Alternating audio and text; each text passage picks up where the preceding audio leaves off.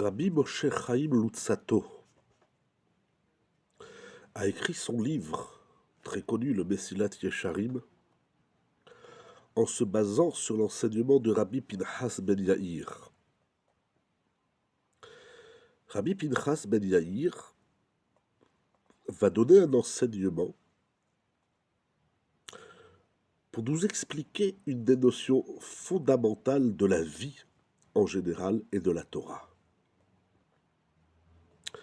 Il dit Torah mevia l'idée zehirut. La Torah conduit l'homme à la zehirut.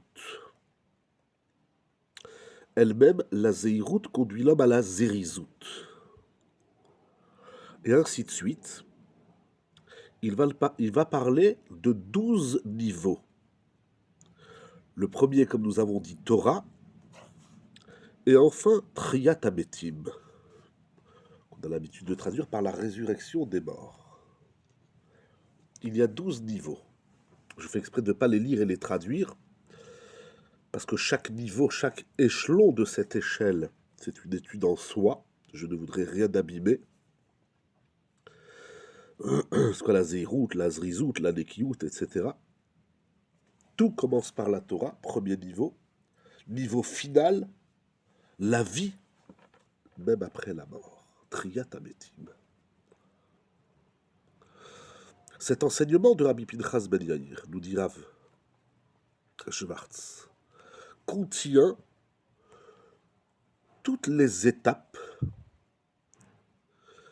de la Avodat Hashem, de notre service divin. Mais ce n'est pas seulement qu'elle contient les grands points, les grandes règles, les grandes lignes de la Avodat Hashem, elle les énonce dans un ordre construit, du plus bas d'abord vers le plus élevé. Et le Ramchal explique dans son livre chaque partie de l'Avoda. Encore une fois, c'est quoi la Torah, c'est quoi la Zéhirout, la Zrizout. Mais pas seulement comme étant des notions fragmentées, mais dont chacune conduit à l'autre. Et ensemble, elles vont former un édifice entier. C'est comme ça qu'on avance dans la vie. Il y a un point de départ, il y a un point d'arrivée, et on avance dans les étapes, donc il y a un ordre, mais tout cela s'inscrit dans un tout, dans cette bâtisse entière, pleine et parfaite. Ce livre du Mesilat Yesharim, nous dit Rav Schwartz, il a tout d'abord un niveau extrêmement puissant, mais au-delà de son niveau, de sa profondeur, de sa grandeur, de son génie, nous explique, nous enseigne à l'homme quelle est la vision correcte qu'il doit avoir sur lui-même et sur sa façon de servir le Créateur. L'âme de l'homme, le nefesh, le moi, n'est pas une pièce dans laquelle, c'est pas un hangar, une pièce dans laquelle on entrepose des éléments. C'est pas une cave où on met un peu tout n'importe comment et n'importe quoi. On ne sert pas Dieu à Kadosh Baruch Hu comme si on était dans une cave ou un hangar. Le nefesh de l'homme, c'est un élément qui a besoin d'être construit et qui renferme en lui-même de nombreuses particules qu'il va falloir ordonner et qu'il va falloir harmoniser et surtout conjuguer, unir. C'est ainsi que nous servons Dieu, Akadosh Baruch Hu, en suivant les règles d'une construction pour aboutir à un produit fini, qui contient en lui de nombreux éléments, mais tous sont unis et ordonnés.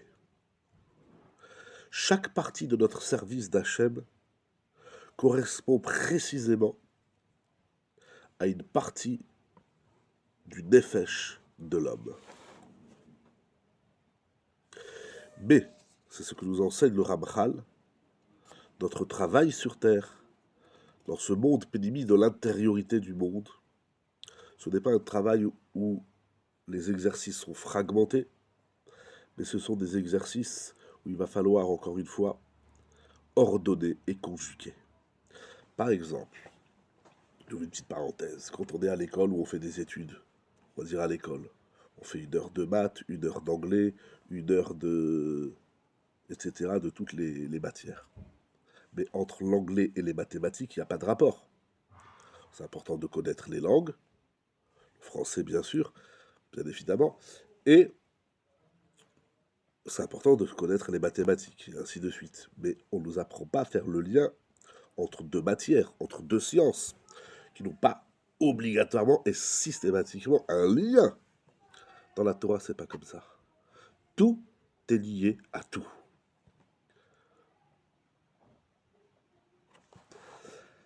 La Torah, telle qu'elle se dévoile dans ce monde, elle se dévoile comme étant, encore une fois, une bâtisse où règne l'ordre et l'harmonie. Le travail de l'homme, c'est d'acquérir cette vision de la Torah, du monde et de son être propre.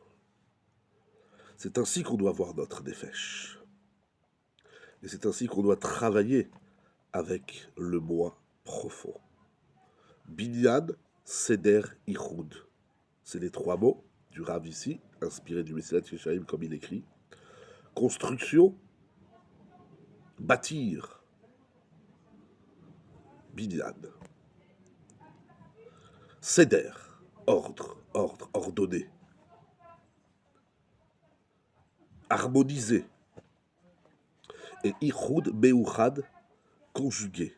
Unir tous les éléments. Alors on va atteindre le Binyan.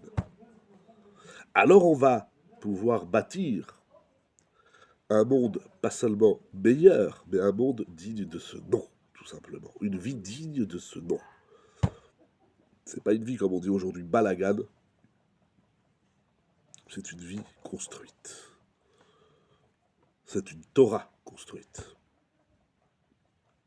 C'est un moi pleinement construit.